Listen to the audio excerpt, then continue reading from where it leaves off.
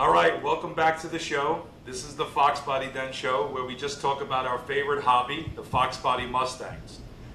Today's episode is a good one because we've got three well-known guys here in the community. They have built and are building some badass cars. We've got Nick here. Say what's up, Nick. What's going on, guys? He just finished up on a custom 93 Teal Cobra, Coyote swap, Predator blower, and much more. It's the kind of build where you take something iconic like the 93 Cobra and push it into modern territory without completely losing what made it special in the first place. Secondly, we've got Carl, who's going a completely different direction. He's building one of the first Foxbodies on a Roadster shop spec chassis. So this isn't just your typical build, it's something special. And lastly, we've got Vinny, who's been right there in the middle of Carl's build, helping bring that whole thing together. So we're not just getting the owner's perspective, we're getting the guy who actually had to deal with the headaches and all the work in the fabrication. So today we're going to get into the background of both builds, what went right, what went wrong, what cost way more than it should have, and a few things these guys they wish they did differently. So this question's for everybody, starting with Carl. Carl, what's the first Foxbody you ever owned?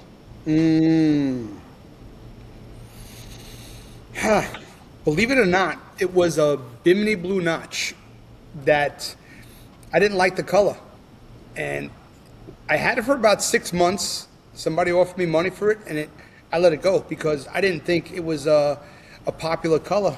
I kicked myself in the ass. That was in probably 92, 93. Yeah, 93. I bought it from a friend of mine in Brooklyn who got it on a deal at a used car lot and flipped it to me, and I thought I was going to make something out of it, but I didn't like the color. The interior was that baby blue like fabric, kind of like a 4-cylinder interior, right? Mm-hmm. Nice car, no rattles, drove great, 5.0 car. It sat in the corner of my yard, and I just didn't do anything with it. Somebody drove by and made an offer, and I made some money on the car, and I let it go. The second one after that was an LX hatch, which was a fucking nightmare. Yeah, I pretty much learned everything that can go wrong on a Fox on that car.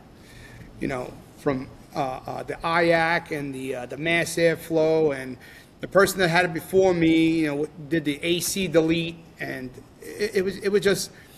I took somebody else's project that was a headache and tried to get it back to where I wanted. I bought a saline kit when saline was making the parts, and you can get them in a timely fashion. Unlike today, huh? Unlike today, and the parts actually fit the car. You know, they were spot on, and I got into painting the car. I didn't use screws. I used urethane to put the front bumper on, the lower valance. And then I had a customer come in, make an offer on that car, and that car left. So I never got to enjoy it. Maybe about 2 weeks I had the car after it was done, painted, and ready to roll. But it was a saline body kit on an LX hatch that had Cobra wheels on it. So it was a little bit of a hybrid type of thing.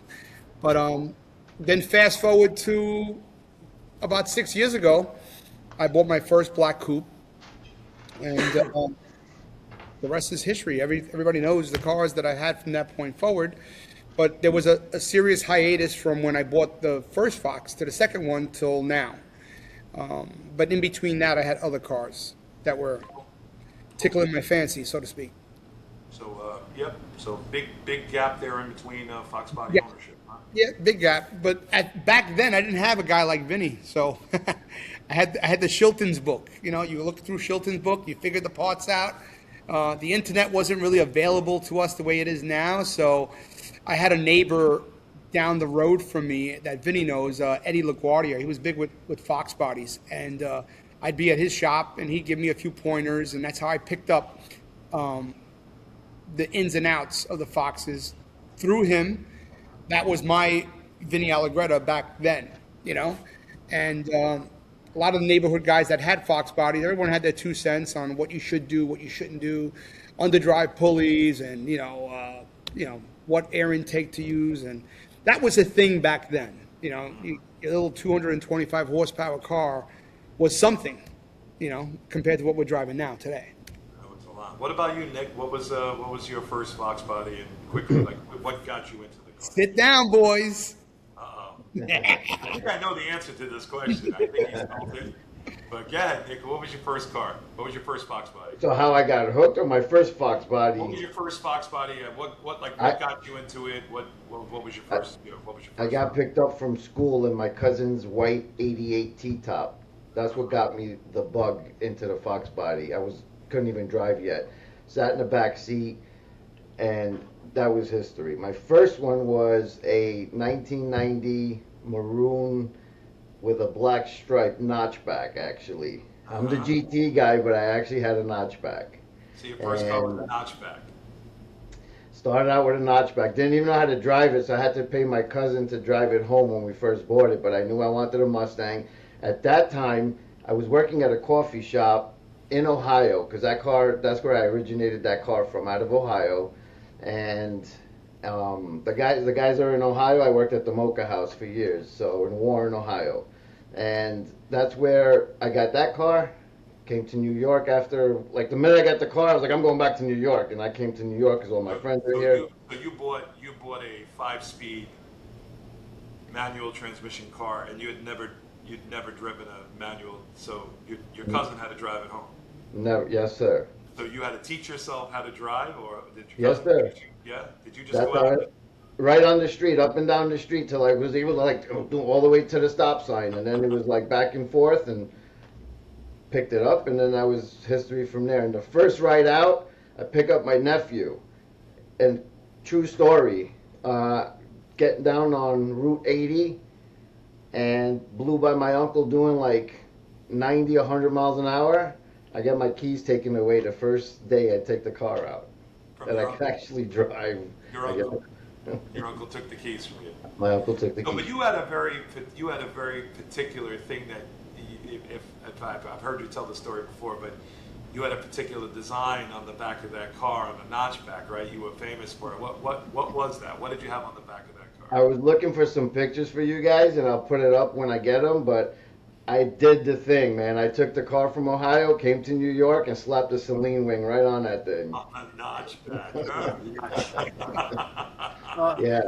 So I had a few notchbacks in like the last couple of years. I just can't stay with them. I end up with the GTs, So you wore the and hat. now these guys are like, hey, you got to get a notchback. I'm like, if I get a notchback, I got to go back to my roots. I'm gonna slap a Celine wing on it. So they're like, you're better off with the GT. Stick with the GTs. Now, Vinny, what about you? I think I know the answer to that. I think you still own it, but what was your Yes. first car and what got you into these cars, buddy? My first Fox was an '89 GT that I bought about 6 months after I graduated high school in 1994. Um, I fell in love with the GTs, man. When I was in ninth grade, a senior in my high school had a brand new '89 white GT, and I used to stare at it out the window. And I just said to myself, one day I'm going to get one, and I bought the identical car.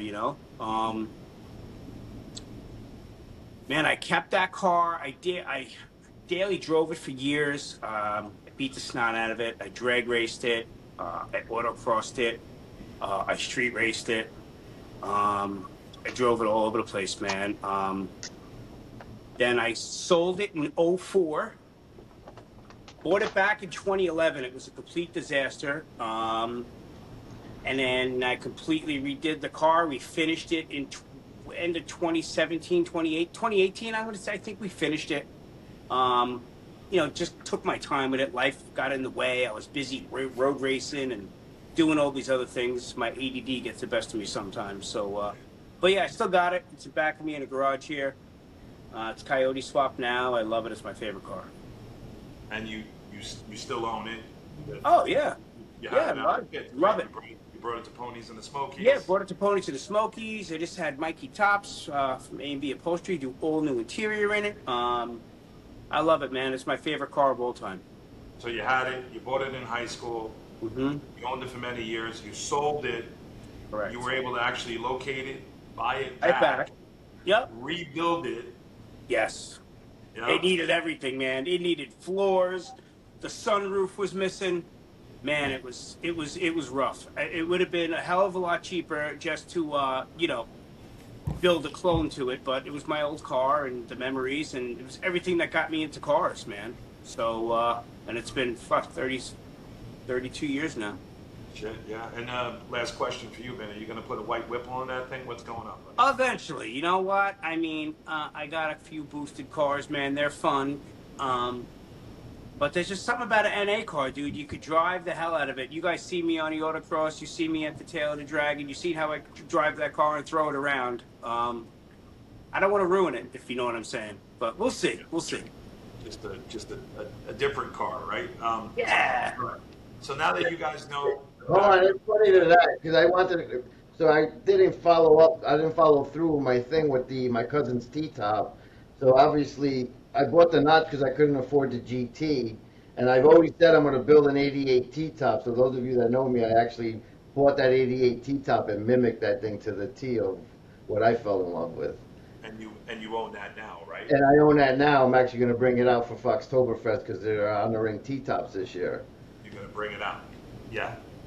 All right. So now that you guys know, some of these guys' background, their first cars, what's got them into it. Let's get started with Nick's Cobra because this thing is wild, right?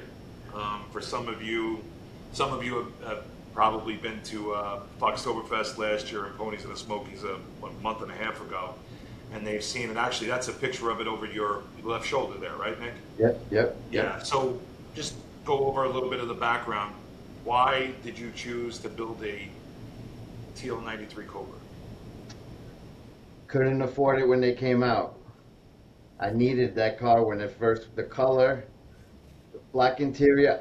Again, all my cars are black interior. I've always wanted it. Carl, you're getting a little bit feedback there on your mic. Feedback. Yep. I'm not talking. I know it's picking something up. So There's like a fuzz. yeah, it's like a fuzz. Still? There, Yep, a little bit. It's clear on my end. I just see. Oh, that's better. Okay. That's better. What'd you do? I didn't do anything. move it where you were before. Move the laptops a little bit too, just an angle. That's perfect. Stay right there, Carl. Yeah. Yep. And people. Actually, that noise might have been his HVAC. That shop HVAC is noisy. Above you. Yeah. Yeah. Okay. So I had, so sorry. I had a few teal cobras, but they were gray interior, gray cloth. I had gray opal, and I've always had a vision of I want to buy one and I'm going to build it to what I want. You know, I never had a built car. My notchback and everything that I had back then was just simple bolt-ons. So I was like, I'm going to find the right one and I'm going to go and build it. When I bought my GT500, the orange one on the other side of me, and the intake of that thing is what I felt, the supercharger's intake. I already knew it was like buying a house or buying a new car when you know, it was like, that's what I'm going to build my Cobra around. And literally, like, I took that supercharger lid and I went and I built that Cobra. So 93 Teal Cobra was your dream car, I guess it's safe to say. Yes, sir. Did you have like any hesitation, like when it came to like modifying a 93 Cobra with, how rare they are? I did, because of a lot of people that know me. I'm the stock guy. I have my cars. I have stock cars that are low miles that are in my collection. So my vision was harder to build because, again, there's no drilling in my car right now. There's no holes. There's nothing that was not supposed to be there in 1993. So I had the builder build it exactly the same way as if I took everything out and pushed my push rod setup back in. I have it. So getting into details about like the build direction that you went with. Why did you choose to do the Coyote rather than a small block Ford push rod? What made you ultimately decide to go with a Coyote? My 88 T-top is a 347 stroker with a Vortec TI on it. It makes 700 to the wheels. It's snotty, obnoxious, and I said, you know what? I want the different sound, reliability. I'm going to use this car a lot more for road trips and these shows, and that's why I went to Coyote this way. So you ultimately went with the Predator blower just because you've seen it on the GT500 and 100%. That's the only reason. That's the only reason they don't have a Whipple on it. Yes, Yeah, this would look good on a 93 Cobra, right? It's a perfect fit, right? in my opinion. Yeah. So the original vision, just talk about that. Like I know you had a vision which was very specific for this car. When you had started to build it, we had spoken about it. Like, what was the original vision? What were you trying to accomplish with this 93 Teal Cobra? I wanted to be able to drive the feel like my 2020 GT500. So how close can I get to that? So we went with Tech suspension, all IRS, and we went with the Coyote, and we went with the 6-speed, and But that. And didn't you tell me you were trying to build it as if the parts that are available today would have been available back in 93? Like if Ford had built a modern 93 Cobra, didn't you say something like you were trying to build it by today's specs? Yeah. Put today's specs into an Yeah, that's exactly it. It's all bolted on to as if it was able and it was available in 1993. You were trying to make it look original too, because you had done that with the fan shroud there, right? Even though Fan shroud, my stock airbox. I know Carl hates on me because I didn't go big brakes on it, but I'm like, this thing says Cobra on it. They were in 2004, so I used those brakes.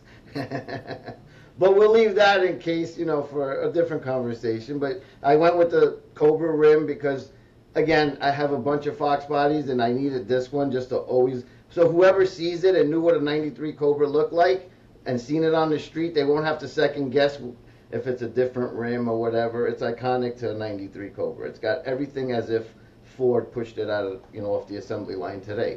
that was the original vision, right? That was the original You vision. had someone sketch an image of the engine bay, right? Yeah, there was a whole rendering of what we want to do it in pencil. Yep, it was all, yep. Yeah, so you had the design, you gave it to Matthew Malinich, so he had a vision, he had a design, and ultimately that's what he delivered. That's exactly. The rendering's in the back of the car for people that seen it at the show. The rendering is there. It's in the back of the car. Yeah, you had a plan before you even started on this project. That's the only way I was able to save any money. If you know what I mean, I didn't have to do it twice. I did it the first time, but I had the plan. It was expensive, but I had the plan. Smart, because you probably made that mistake on previous builds, right? Where you had to buy things twice. Lord knows I've done that. Right, Vinny? Right, Carl? Mistakes bring wisdom. So after you got started on the project with Matt, did that build, did it change at all?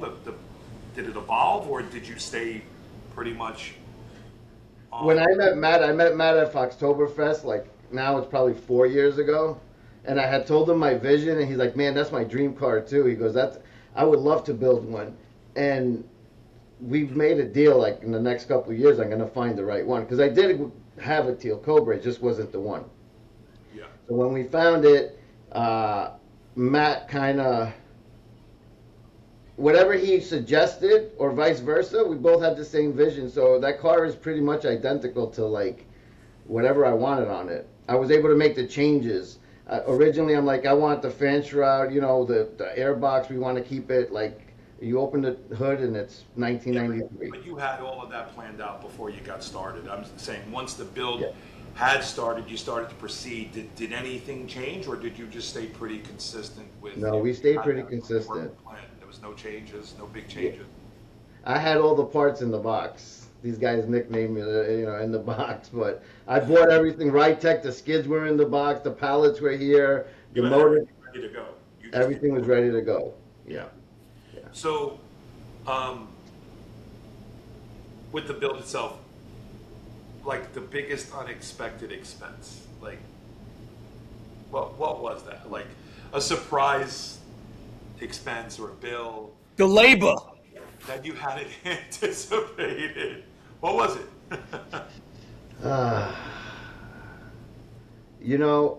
And it's my own doing, and it's my own. It ended up going into the paint and everything, but we had to do it the right way. I mean, this thing was fully on a rotisserie, you know what I mean? So, a few times it was like, man, do I go and do this? Do I go? Matt wouldn't let me, I couldn't leave, there was some rust in the towers on one side, so I couldn't leave that. So once you got into that, like everybody knows, it just started kind of like, oh boy, what else we're gonna find? What else we're gonna find? So So you had some hit and rust. You owned the car. You drove it around. Did it have a 306 in it, or was it a stock 302? You it owned the had a car over here 306 before you with an built it. Anderson cam in it, and So yeah, you had hit and rust. You had no idea the car had rust. no, Yeah. So in this case, Matt took it it showed down. its face. Oh, look at that. Yeah. Yeah, it showed its face. So then we had to obviously do, plan B. This is what we got to do. Let's go ahead and do it. And he told me, hey, let's slam it. Let's cut the strut towers out. And I'm like, you know what? No, I'd rather go back repairing everything and leave it the stock look. So back to what you were saying, as if, it just came out of the factory. So it was harder. Sorry. So you mentioned that you were sourcing parts before you got started, right? Bless. Yeah.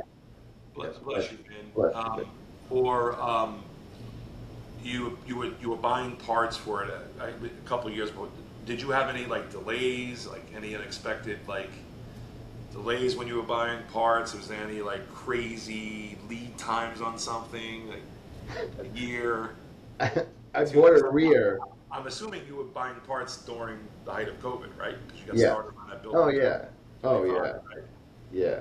So with all the delays, did you run into anything like that? I had a few things like a rear end that I bought from American Muscle. It actually came and it shipped to the wrong address.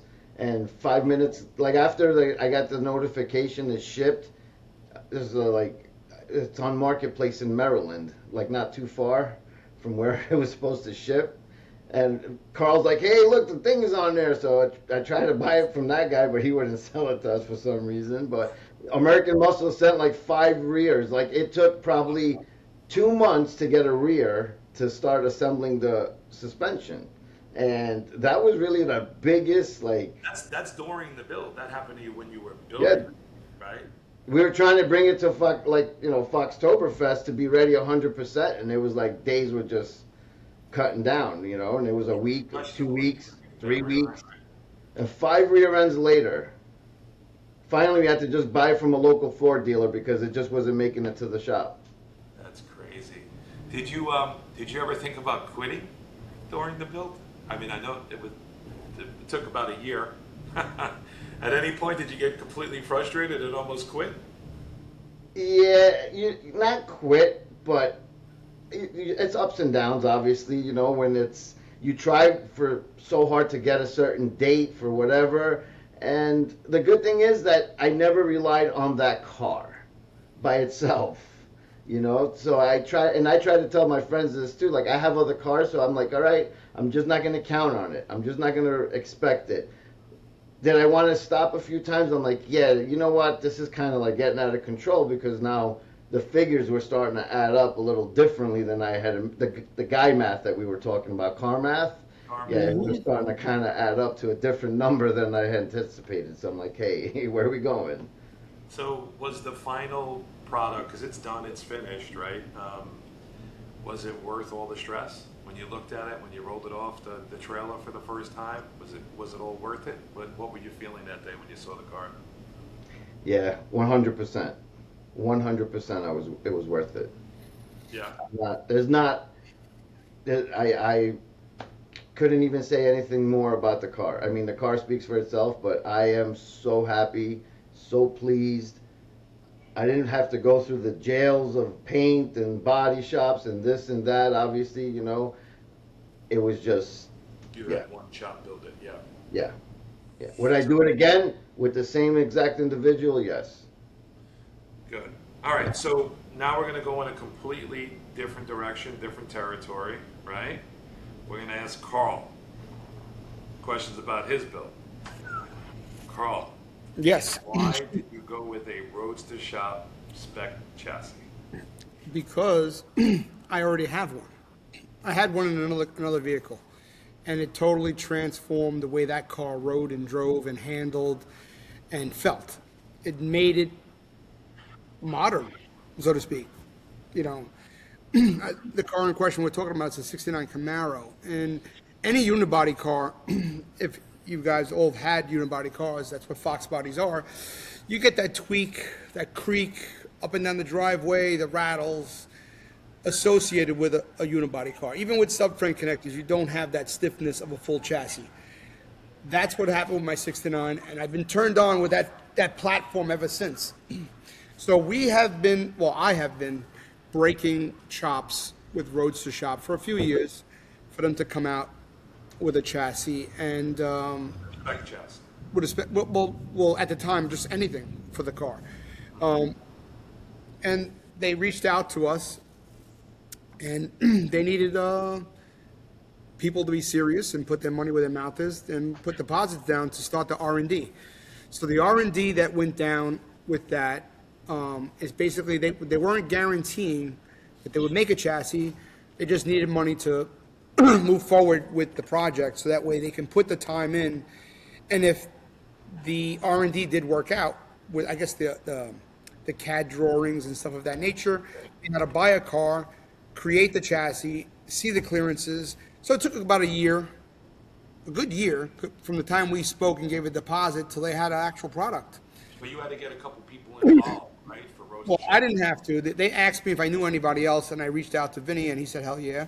So we both jumped on, gave deposits, and it took about 10 months, actually faster than we expected. So that leads me to my next question. Vinny, what was your first reaction when Carl brought you this idea about the Roadster Shop spec chassis? Well, I knew of Roadster Shop I was into Pro Touring Camaros too for the last 20 years as well, and I know they built a great product, and I thought it was a cool concept. I didn't really know what to expect. I didn't have personal experience with any of their stuff, but I've seen their cars over the years, and they've always performed well. And I've been in Carl's Camaro, which is unbelievable. So I figured, yeah, fuck it, why not? Let's give it a try. Which is, just to be clear, the Roadster Shop chassis on your Camaro, your 69, is a spec chassis. Yes, it's a Same spec. exact concept that they built Yes. for your car. It's not the fast track chassis. No. It's a, Fast track, you got to remove the entire floor, where the chassis becomes one with the car. So that's more of a radical setup, which is not really bad. I believe the Martin brothers or somebody's building one. pace car, the 79 pace car. Yeah. They're building a fast track, and you have a lot more suspension options with that. You can do IRS in the back, some sort of cantilever suspension, kind of like the way the GTD is with the crisscross suspension. You have a lot more. Well, you can create your own height, your ride height, based on where you weld the frame to the car. So you could start off with a slammed look and still have a full suspension that articulates, because now you're putting the body over the chassis, not bolting the chassis to the car. So hence, A tremendous amount of fab work, though. hell yeah. A couple of $100,000, for Yes. a proper build with the fast track. But if you found a car that's rotted out and you're going to cut the floors out anyway, that would be the direction to go. Or You're seeing these high-end shops. That's typically what they're doing, right? For these well, fine- they don't necessarily find they're not doing it to a car that's all rotted out. But if that person wants like the ultimate, that would be the way to go. the fast track chassis. The fast track. It's extreme where there was an open paycheck, an open checkbook to create a car like that, and money's no object. Yeah. And the spec chassis is more of a, I mean, I may be wrong, but I refer to it as like a drop, swap, and go, right? I mean, if you've got a clean body, no, am I wrong? There is some intent there. It is a bolt-in for the most part, but you have to remove a lot of the components that are in the car that'll interfere from the chassis sitting on the frame properly. So they tell you there's no cutting, like what they say. There's no actual cutting. You're removing tranny tabs, the upper control arm ears that are for the rear end of the car, all the fasteners that hold all the wires and cables underneath the car, just to have a clean, smooth bottom of the vehicle itself. We removed our sway bar tabs because we didn't need them anymore, because the frame had its own sway bar. And yeah, I mean, like there's some massaging that has to get done, and Vinny's running into that with the gas tank, because the fittings are at a 90, but they're right at the level where the trunk pan is. So there's massaging of the trunk pan to clear those fuel lines. We had a couple of hiccups, You know, being the first kids on the block, you really had nobody to bounce off ideas on what route you went, what route we went. So And it's you couldn't just hop on a forum and type exactly, it in the search bar. You know what I mean? Chassis pro. Nobody you did it know. yet. So I I mean, thought, there's I what, pers- 7 of these right now that have been produced for the seven. Foxbody? I think there was 10. I believe Okay, it was. so there's 10. Yeah, and, 10, and then Roadster Shops, I think, is building 3 that I know of. okay. So it's Yeah. just it's in its infancy. It's brand new. Right. Nobody's Yeah. had any experience. You're just kind of. I mean, they've Yeah. designed it on CAD. They've done the best that they can, but I'm sure there's going to be little. Yeah, but every vehicle is different. Every vehicle is a bit different, even in on cars that are never hit or never been in an accident. The wheels might work on a 93 Cobra, but you can't put those wheels on a 93 LX because there's something off, ever so little. So when people ask you for your specs on your wheel, there's a generalization that does work. You don't know if the car was fucking hit. You know, if it was pulled the wrong way, too far to the left, too far to the right. You know, frame rails are crooked, so the wheels that work on a 93 Cobra may not work on a 93 Notch that was blasted and kind of straightened out. You know, you might have a little bit of an offset difference. But for the most part, if some car was totally railed, putting a Roadster Shop chassis on a car that wasn't straightened out properly, you're going to find out whether that car's going to work or not. Yeah, a lot of massaging. So that's some of like the challenges that you've. Oh, no. There's a lot more challenges. I was going to say, what part of the build became way more complicated than you expected? I know the answer to this. Well, I thought by getting the exhaust done before I put the body on the car was going to save us some time. No way. The motor wasn't sitting properly. In the instructions, we did read that a Moroso oil pan was needed for clearance, but the stock Maybe needed. I'm sorry? They said maybe needed. Maybe needed, right. So if that was the case, I felt, okay, we don't need to change the composite oil pan. But we didn't realize it was resting on the chassis, not allowing the motor to sit where it's supposed to. So I had the exhaust guy build the exhaust, before we put the body on it. Then we lowered the body on it, and the collector is hitting the floor pans, So we had to put a low clearance oil pan. We had the wrong mount for the transmission. Yeah, which was really more of a problem than the oil pan. Right. Yeah. So a couple of things put the motor in the wrong alignment angle with the drive shaft. So we kind of noticed the drive shaft was a little high, but we kind of figured maybe once we put the body, everything will settle itself down. But that wasn't the case. So we're redoing exhaust. So. And it was beautiful. We all seen it, man. This thing Yeah. was solid. He was Yeah. standing on it. It tucked. Yeah, it was nice. I know, Carl, you never say this, and we touched about a little earlier, like, we never build for a show, but I remember I filmed some video there in your shop in early February, and you had the motor in, you had the transmission, I think you even had the drive shaft, you had the exhaust. It looked like you were making great progress, right? And I remember saying it's like February 1st. I'm like, I mean, congratulations, you're gonna make it. Right, but that wasn't the case. And I've been telling you this from building your cars and working with you. Never put a deadline on the build, because not only do you add stress to the individual, to us, that you need it done, it's not done, I need to have the Whipple on it, the hood wouldn't close. A lot of things happen that, you can't put time. Then when you're relying on other people to do work for you, i.e. body shops, suspension shops, we have a big problem up here in New York. We really can't find fabricators that could do exhaust work in a timely fashion, because everybody's shop is busy, and we like to get in, and every shop that does a build runs into hiccups all the time. There's nothing that's actually bolt in. We have a guy on the West Coast, Chris is doing his West Coast of Long Island. West Coast of the country, infamous. West Coast of the country, okay. Yeah, he's doing his Roadster Shop chassis. We're following along with that. He's doing air suspension. You're talking about Infamous Project. Right, he's doing air suspension. He has to get a custom headers made, because they don't make anything for that application. So there's an added expense that, shit, just headers alone could cost you $3 to $5 grand, depending on who's building them. That's not including the exhaust. I just saw the post. It's finished. It's in. He had he posted it up today that's Okay. that's done. His custom headers Nice. is done. Yeah, Yeah. it's a huge hurdle.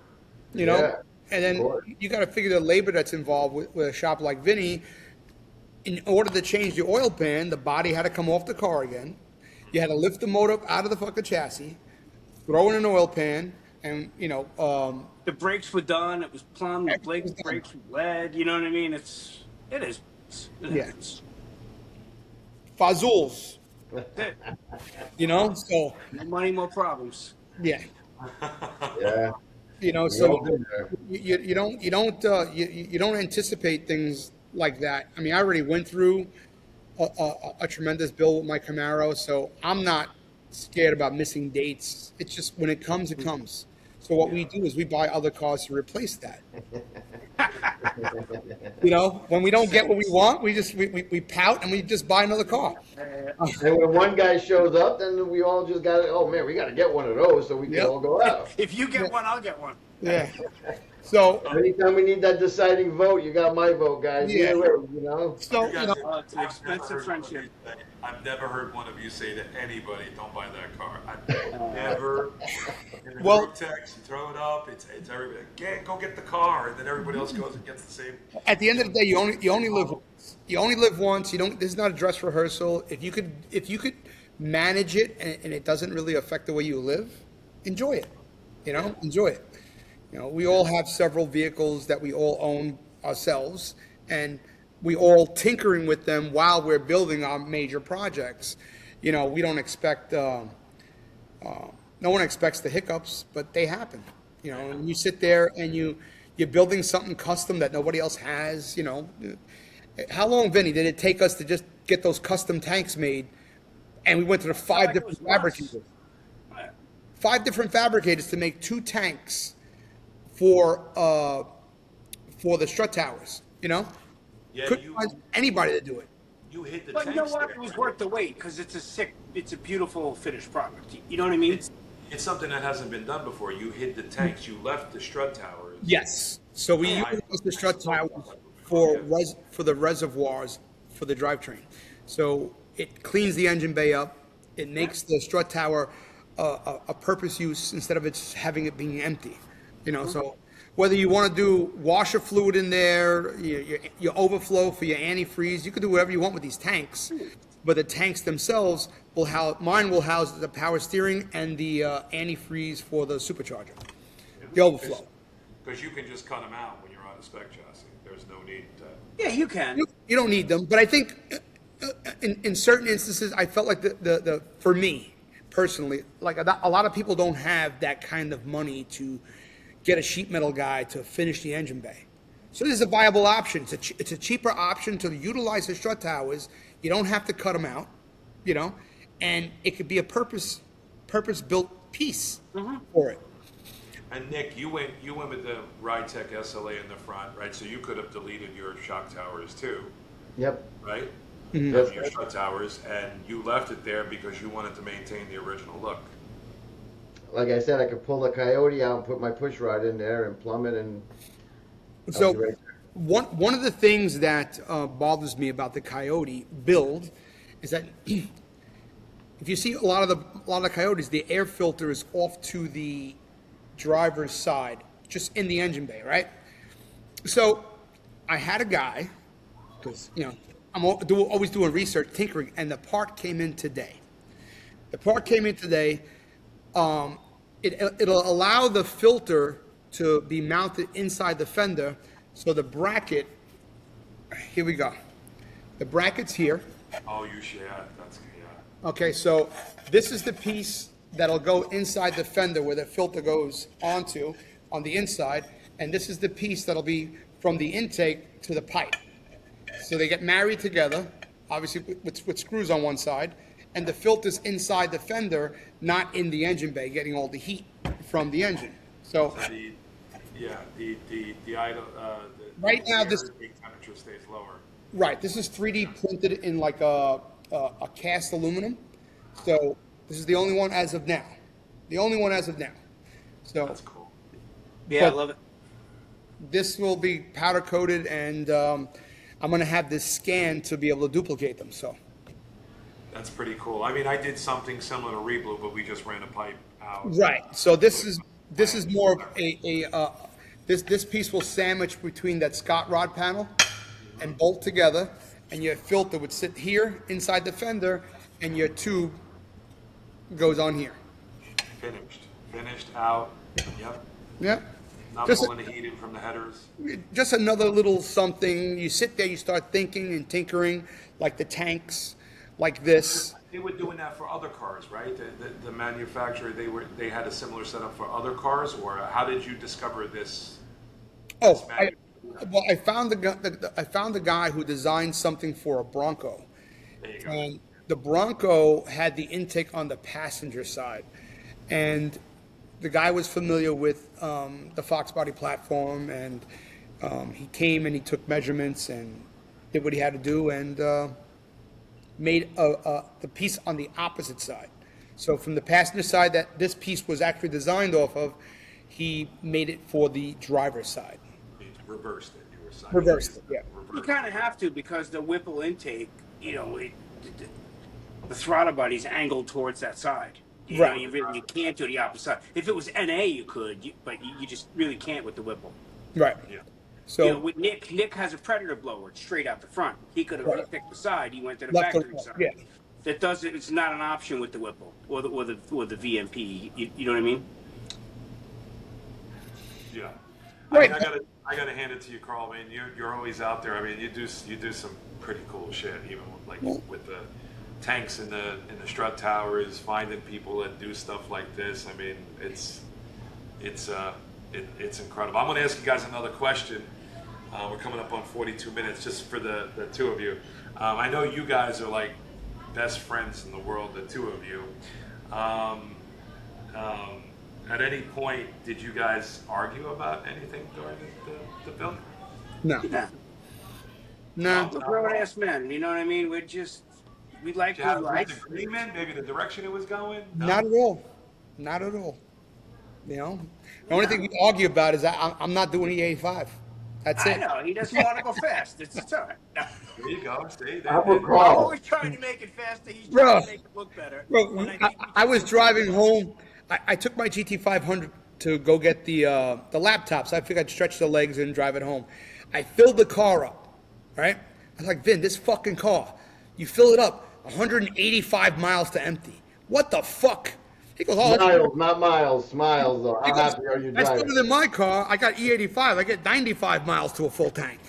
Oh, fuck that. but it's only $2 a gallon, right? Oh, Or it's less than yeah. 2,000 $2. gallons makes 1,000 horsepower. How you doing? Yeah. Vinny, with this question's for you. What's What do you got? something that people don't understand about building a car like Nick's or Carl's? Like, your people that come to you that want you to build something like that. What's something that they don't understand? What do you have to educate them on? It Because you takes do more build than 2 cars. weeks like Yeah. it does on TV. The shows on TV, they get this stuff done in 2 weeks. The boss is always in there oh, we got to get this done for the show. Dude, nothing shows up on time. Nothing fucking fits right, bro. I mean, wrong parts get shipped all the time. You find out, you open a box a month later that you got, and you go, oh shit, this wasn't what we wanted. You know what I mean? It's Yeah. And we've it's gone a through lot, it. man. We've gone through it. It's been through it, but you know what? It's also a great experience too. I mean, following. We know what not to do. people's. Yeah. Like Carl has a lot of great ideas, that I never even thought of. You know what I mean? Like, dude, those tanks were a phenomenal idea. Like, I loved it. I embraced it, man. I wish, we were better fabricators, but we could have made it. It's pretty cool to work with. We got the exhaust guy that Carl picked to do the exhaust on the car. The kid does phenomenal work, man. It's just beautiful, dude. So, I mean, there's no doubt in my mind that it won't get remedied. You know what I mean? And it will look perfect. But things take time. People have schedules.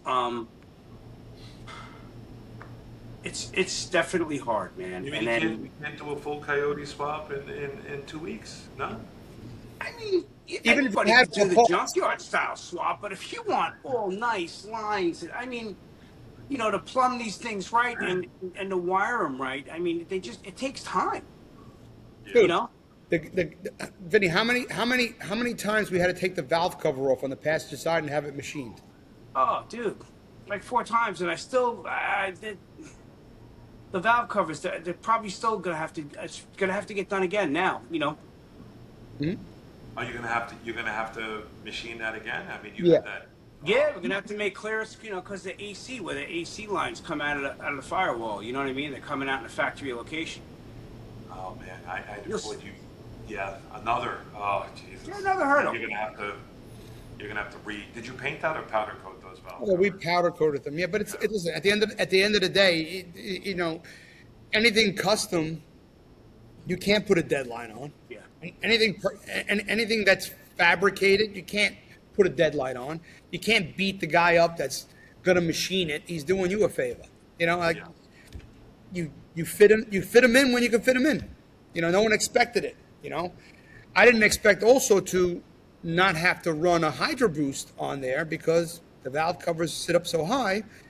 It wouldn't allow me to run the Hydro Boost that typically everybody does with the Coyote swaps. So I went with an FFP setup. That guy's awesome. That's beautiful stuff, man. That thing went in the car like it belonged in the car. Mm-hmm. I'm using it on my next car for sure. I gotta honestly say it's actually it's under the hood. It's jewelry, so it just adds to the components in the car. So it looks clean, finished, not thrown together. It's really the guy does a phenomenal job on that piece. And I first saw it on Mario's car at Motor City. Motor City at the booth. 24, right? 24. Yeah. Yeah, a couple years ago. He makes them in all different variations. We're running on an automatic 10-speed, so there's no clutch involved. So he makes them for a manual car, an automatic car. He'll make all the pedal assemblies from gas to brake to clutch. All I needed was the brake assembly, and I got a matching gas pedal. So this question's for Carl and Nick. On both the builds, did at any point did the cost spiral out of control? Did it cost you more than you expected? Start with Nick. No, I had gotten the plate before 6 figures SVT. I knew I was under, man. I was in there for the long haul, so I didn't have I had a budget, but obviously it was up there, so it wasn't kind of like a big surprise, And I think I got a great deal from the builder. I think I kind of came out ahead. I'm not gonna lie. The car is phenomenal. I'm very happy with it. So it's there's no price on it right now. If somebody was to say, hey, there's got to be something stupid to get rid of that car, but starts with a 2, right? Look at him. That question made him feel uncomfortable. Yeah. I don't know how widespread, there's a few guys out there that keep hitting and liking the post. Keegan Pearl's got some Cobra R's. There's some people out there that got some serious cars out there that, but it would have to be rebuilt again and this and that, and this is the vision. I don't have another vision right now. This is my dream car. This is for me, this is up there. For a Foxbody, that's it. It's my T-top and my Cobra. It's everything you expected, including the budget, huh? So you weren't surprised. What about you, Carl? We're gonna do it with guy math or reality. So Car math, or real math? Car math. Well, listen. At the end of the day, we knew what the chassis cost was. We already had the car, so you compile the cost of the vehicle and the cost of the chassis. Yeah, you're right there. Then you got the motor, you got the drivetrain. Oh, I originally was going to put that Roadster shop chassis, was supposed to be on this teal Cobra. And since I hurt the red car during Ponies last year, the car was already apart. So it kind of made sense. And I know he didn't want to do it to the teal car. That's the only discrepancy that we had. Don't do it to that car. That's too nice. So yeah, the red car, Yeah, the red car. come on. Oh, you know what, too? Plus, Nick was doing his teal Cobra. You know what I mean? It was like, I Yeah. don't know. Two teal cobras. Yes. Yeah, and then, like, you got a mini tub of 93 Cobra, you know what I'm saying? So I was like, do it to the notch. Vinny, I'll mini tub the shit out of my saline, bro. I'm gonna I do it. hear you, bro, but I don't know. I'm gonna Well, do it. well, to give you an idea, yeah, I didn't expect. Then I was going with that same look that Nick did. He gave a blueprint with the Coyote with the Predator blower. So I had the Predator blower that wound up with Fernando. He purchased that from me, and we went with a VMP Whipple on the car because it made sense. Now it wasn't going in the Cobra, it's going in the Notch. So I didn't want to have that look that Nick has on his teal Cobra in the Notch. So we went with the VMP Whipple. We do a pretty good job of that, even though we buy the same model of cars. We kind of build them all different, right? We all have different color. I mean, except for you guys with the teal Cobras. Well, I got gray interior, so not that I didn't want a black interior. I kind of got forced into buying that car because it was the closest one I could find that was clean, and I knew the owner. And the one I wanted to get was in Texas, and I felt like I was getting a runaround. Not that it was the guy's fault; it was the body shop that he was dealing with. Didn't finish the car right, and he had to go back, and we had a deadline. I had to show up. Those wheels that are on that car were debuting on a teal Cobra that Foxtoberfest. So I had to show up with a car. You know, I had the wheels, but no car. So I bought everything. I had interior that didn't work because I didn't have a black interior, and guess who wound up with it? This guy over here. I ordered everything. So if anybody knows me, if I have a focus on something, I start buying parts for the car. You build it that I before don't that, even have. You collect. Yeah. I collect the parts that I don't even have the car because I know I'm getting it. You know, Yeah. I knew I was getting the Lightning. I ordered the wheels before I had the car. I knew I was getting a Terminator. I ordered headlights, fog lights. I ordered a whole bunch of shit that I knew I was getting before the car. So I kind of forced myself into buying something. That comes again, that's the same thing here between the two builds. You both talked about that. Nick's Cobra and your coupe. You both went into the project prepared, right? Yeah. And that comes with experience, right? Yes. So I'm yet to do a build where I don't go in with a with a perfect plan. I'm always changing shit. Well, see, but I'm learning. any restoration shop, and I think this is becoming mainstream. Any restoration shop that's going to take on a project, the smarter ones won't take your car till everything's there. They're not going to kill a spot in their shop, especially. I mean, we're not talking about a body shop. We're talking about a restoration shop. Full restoration. So if you're going to do a Roadster shop, or Detroit Speed, a Ride Tech, Coyote swap, get everything first. Yeah. Save yourself a fucking shit ton of aggravation, arguments, fights. If they're smart, they're going to buy the parts for you because they're going to make sure they order the right. They're going to put together a build list. Right. They're going to go in. They're going to plan it. Right. And they're going to order the right parts because lots of times people will go in, order the wrong. I just did it. I ordered the wrong clutch. Yeah. And LMR said this fits the Fox, but yeah. It was wrong. So I'm sitting on a clutch now, and a throw-out bearing. And so, again, a guy like Vinny, somebody that's doing a full restoration, Right. full build, you go through, you tell them what they want. It's always best that you just let them order it.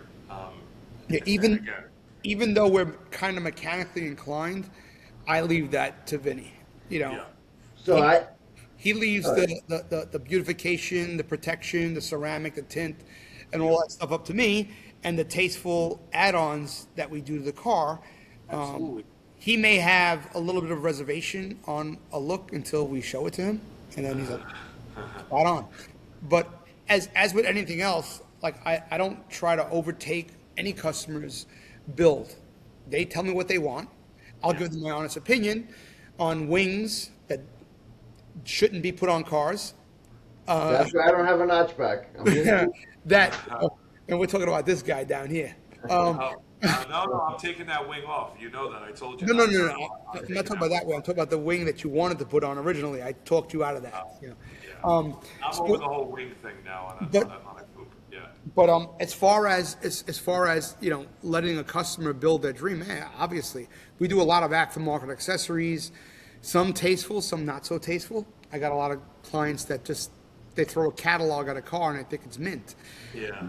Yeah, listen, they pay the bills, so to a certain extent, I will put a line. But my friends, I will give them the honest opinion on their vehicles, tastefully, untastefully. If I don't like the way it looks, yeah. You beat me up a few times over some choices. Yes, I have. Yes, I have. Yeah. Nick, you were gonna say something. You were gonna Yeah. say something. Well, I was gonna say with my build, what I had did. Obviously, we're in New York, Matt's in Maryland. I ended up renting a storage unit a couple months before, and I would make a few trips and make sure I put everything, put all the parts in there. I would wake up and I would tell him, I gave him my account to LMR, and I would just fill the cart, and I'll just have it sent, right to the place, and that's how I built that car. Like everything was pretty much sitting in the storage unit waiting for him to go. And the car was a couple hundred miles away, and you managed it like that. But you went into it with a plan mostly, so you went in prepared. Yeah. And that's why also the car, from Foxtoberfest of 24 to 25, it was 12 months. The car showed up and made a debut at I Foxtober. think that's the major lesson from this podcast. They see, Nick and Carl build some two badass cars, and you can see the consistent theme here between the two of them was they went into it with a real plan, right? They had a plan. They prepared before the project started. They acquired most of the parts, the small little unforeseen things you couldn't help, but they had a plan and they stuck to the plan. Admittedly, I've yet to build a car where that's happened, and it's cost me a lot of money, although I am getting smarter. So you're dealing with two experienced guys that have built a bunch of Foxbodies, built other cars too, and you can see if you go into it with a plan beforehand, even though the projects aren't going to be built in 2 weeks, right, Vinny? Be built in a decent amount of time, and you can cut back on some of the surprise costs, because I think you both said, yeah, you pretty much expected and you pretty much stayed on budget, correct? Well, you stay on budget until you want to start doing things that obviously nobody else has done. And listen, what I did was a few things that you changed. right. So what I did with those tanks, right? I had them make them for two cars, So I'm doing an SLA in the Teal Cobra, but from Detroit Speed. So obviously I don't want those areas left, empty. So I had right, two sets of tanks done. But I'm doing a push rod in that one, and we're going to leave the Coyote to the red car. But leaning on a guy like Vinny for his insight, because he's been there a couple of times and then some. He has pretty much a blueprint on the parts. He knows what to get, fittings. Man, I tried helping. I think I did a little bit more. I think I did a little bit more of a waste of time by helping, but I wanted to be. I took a trip with that man to S&K Speed, and he walked in there and boom, boom, this fitting, that fitting, that fitting, that fitting. We walked out. I think I spent $1,200, and he had all the fittings.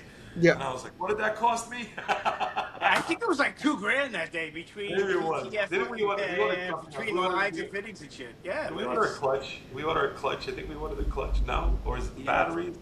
I don't know. Whatever. It was fittings and some other shit. Yeah, but it was. That's what people don't realize. Like, dude, if you want to plumb these cars right and do a nice job, man, you'll spend a couple grand on lines